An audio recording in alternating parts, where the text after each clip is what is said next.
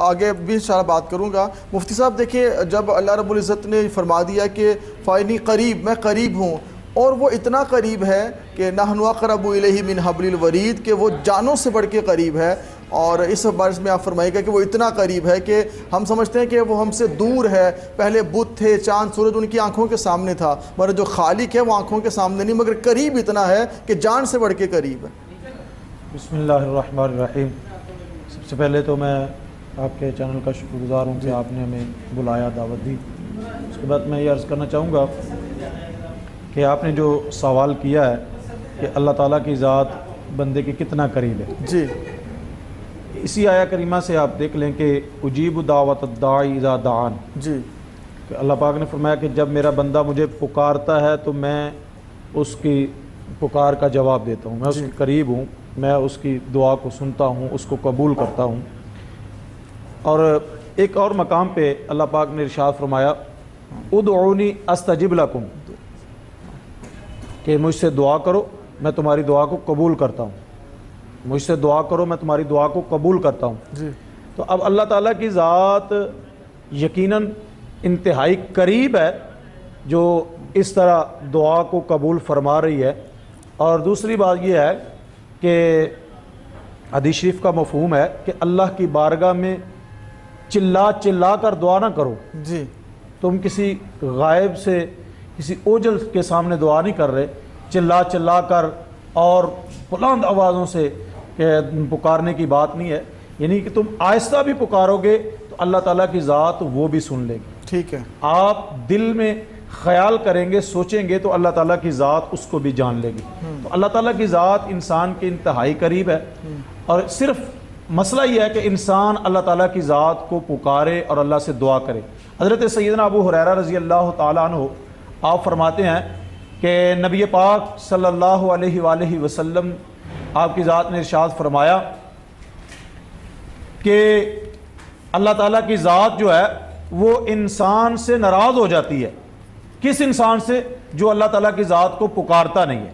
جو اللہ تعالیٰ کی ذات کو انسان پکارتا نہیں ہے، جو اللہ تعالیٰ کی ذات سے دعا نہیں کرتا، اللہ تعالیٰ کی ذات اس بندے پر غضبناک ہوتی ہے، اس بندے سے اللہ تعالیٰ کی ذات ناراض ہوتی ہے۔ تو اللہ تعالیٰ کی ذات اس بندے سے بڑا خوش ہوتی ہے کہ جو بندہ اللہ تعالیٰ کی ذات کو پکارتا ہے، جو بندہ اللہ تعالیٰ کی ذات کو یاد کرتا ہے، دعائیں کرتا ہے۔ اور حضرت سیدنا ابو ہریرہ رضی اللہ تعالیٰ عنہ آپ فرماتے ہیں کہ نبی پاک صلی اللہ علیہ وسلم نے ارشاد فرمایا کہ جو بندہ یہ بات چاہتا ہے نا کہ اللہ تعالیٰ کی ذات غم میں اور سختیوں میں میری دعا کو قبول کرے، تو اس کو چاہیے کہ عیش و عشرت میں، آرام میں، جب اس کے لیے سب ہر چیز کی فراوانی ہو اور خوشی کا ماحول ہو اور کوئی تنگی، پریشانی، مصیبت اس طرح کا ماحول نہ ہو، تو ایسے ماحول میں اللہ تعالیٰ سے زیادہ دعائیں کرتا رہے اور اللہ تعالیٰ کی ذات کو پکارتا رہے، تو پھر جب غم آئیں گے۔ میں یہاں یہ بھی عرض کرنا چاہوں گا، جیسے آپ نے کہا کہ بلند آواز سے نہ بھی پکارے، مگر سیدنا فاروق اعظم ذکر بلند آواز سے کرتے تھے تاکہ غافلوں کو جگایا جائے۔ سیدنا صدیق اکبر آپ فرماتے تھے کہ وہ آہستہ ہے تاکہ جس کو سنانا ہے وہ تو سن رہا ہے، تو غافلوں کو بھی تو جگانا کہ دعا کیا کر۔ نہیں، اس میں یہ آپ کی بات درست ہے، اس میں کوئی شک نہیں ہے، یہ بات بالکل درست ہے، اس میں نفی یہ اس بات کی نہیں ہے کہ آپ اونچی آواز سے دعا نہیں کر سکتے، یعنی بات صرف عرض کرنا چاہتے ہیں کہ اگر اللہ تعالیٰ کی ذات کو آپ بالکل آہستہ بھی پکارتے ہیں تو وہ انتہائی قریب ذات ہے، تو وہ آپ کی بات سن لے گی۔ وہ تو ان اللہ علی کل شیء قدیر اور انہ علیم بذات الصدور کی عظمت و شان والی ذات ہے۔ آپ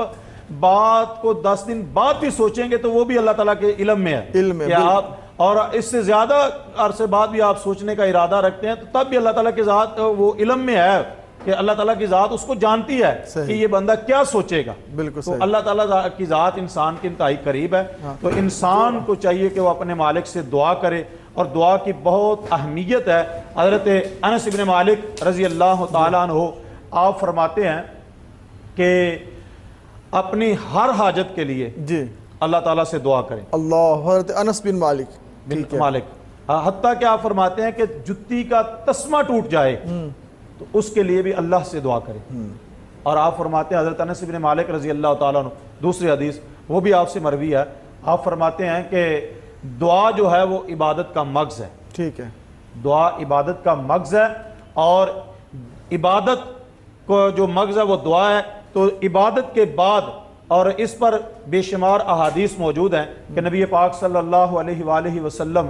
جب آپ نماز ادا فرماتے جی تو اس کے بعد آپ دعا فرماتے، دعا فرماتے، ہاتھ اٹھا کر دعا فرماتے۔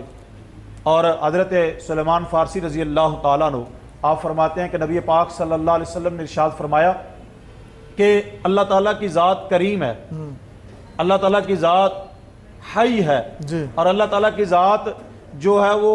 حیا فرمانے والی ہے۔ جی تو اللہ تعالیٰ کی ذات کو حیا آتی ہے کہ اگر کوئی بندہ اس کی بارگاہ میں اپنے دونوں ہاتھ اٹھاتا ہے تو اللہ تعالیٰ کی ذات ان ہاتھوں کو خالی لٹائے، تو اللہ تعالیٰ کی ذات کو اس بات سے حیا آتی ہے۔ واہ تو واہ، اللہ تعالیٰ کی ذات اٹھے ہوئے ہاتھوں کو خالی لٹانا نہیں چاہتی۔ کیا کہنا ناظرین، بڑا اہم یہ پوائنٹ ہے، بڑا اہم نقطہ ہے کہ جو بھی دعا اللہ سے مانگیں گے وہ پوری ہوتی ہے، اور جو